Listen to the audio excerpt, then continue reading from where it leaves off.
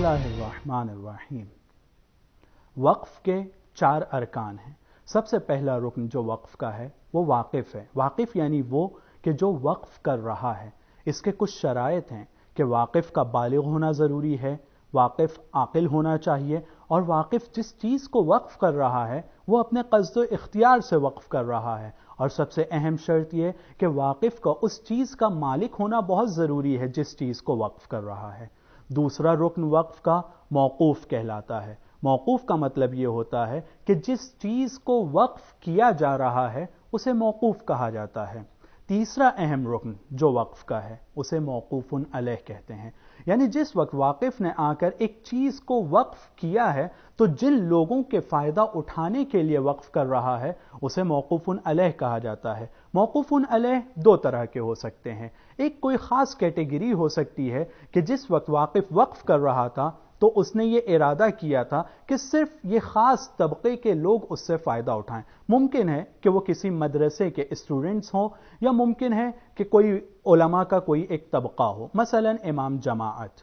یا ہو سکتا ہے کہ واقف نے وقف کرنے کے وقت ارادہ کیا ہے کہ عام لوگ اس سے فائدہ اٹھائیں، مثلا ایک پل بنا دیا ہے یا ایک مسجد بنا دی ہے جہاں پر جو شخص بھی چاہے اس سے فائدہ اٹھا سکتا ہے۔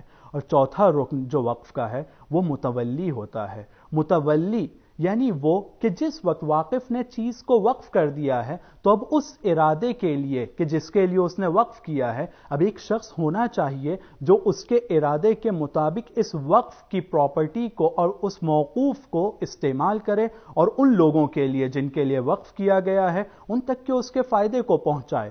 تو یہ متولی یا واقف خود آ کر معین کرے گا۔ اگر واقف اسے معین نہیں کرتا ہے تو یہ کام حاکم شرع کا ہو جاتا ہے۔